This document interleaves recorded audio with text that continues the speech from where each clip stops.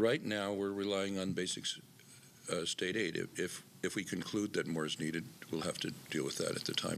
This is irresponsible, this universal voucher expansion, and it's going to bankrupt our state. Republican School Superintendent Tom Horne forecast a near doubling of spending on private school vouchers over the next 13 months to $900 million. That set off alarms among Governor Katie Hobbs and other Democrats who've long warned that spending could bankrupt the state. But the legislature's independent budget watchdog has questions about Horne's math. We're back with our journalist panel, Mary Jo Pitzl of the Arizona Republic, Jim Small of the Arizona Mirror. Mary Jo, we both attended Tom Horne's news conference last week answering questions about the math, these numbers. What were the big takeaways? Well, the math was confusing, so I won't go down that path.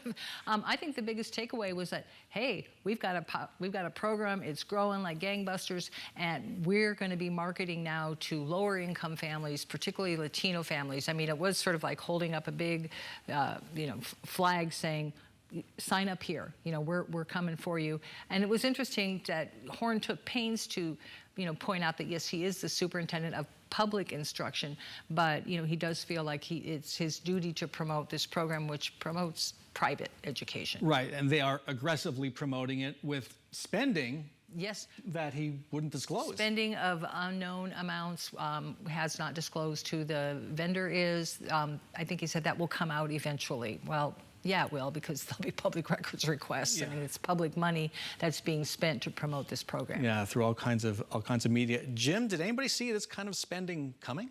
Well, certainly public school advocates and critics of the voucher program have been, kind of raising this alarm for years, and especially, in the lead up to the universal expansion and since it became law, have been saying that this is going to be this is going to grow far beyond what was expected. This is going to entice, in particular, I think the other marketing aspect of sort of that press conference is marketing towards education, people who want to come into the education arena here and see a lucrative market to come in and be able to get state money to start schools, to take over schools, to do things like that.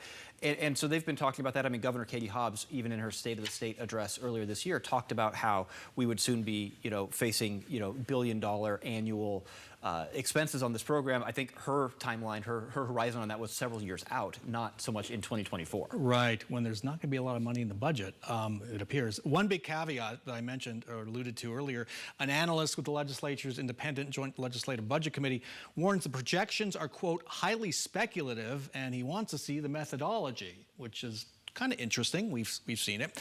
The analyst says the state might not know till the fall if these projections will actually pan out. So Mary Jo, let's play what if. What if the projections do pan out in the fall and you have hundreds of millions of dollars more spending than was budgeted in this kind of unbudgeted program? What then? The projection is that there'll be another 39,000 students in the program by this time next year, to bring it up to 100,000 students.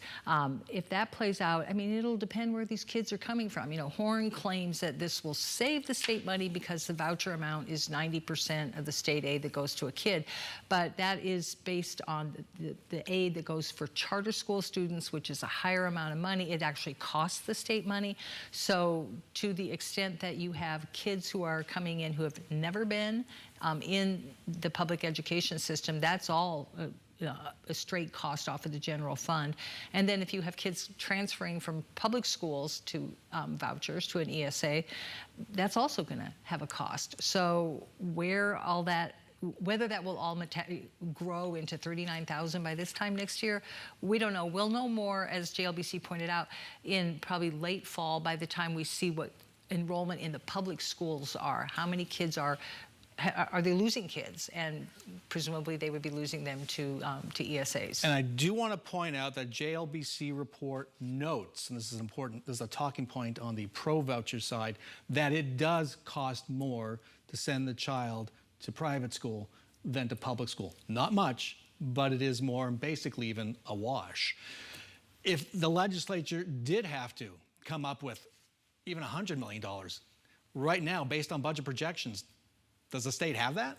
Well, yes and no, right? I mean, the budget that they just passed doesn't have the capacity for that right now. Depends certainly on, I think, what revenues state tax collections do over the next several months.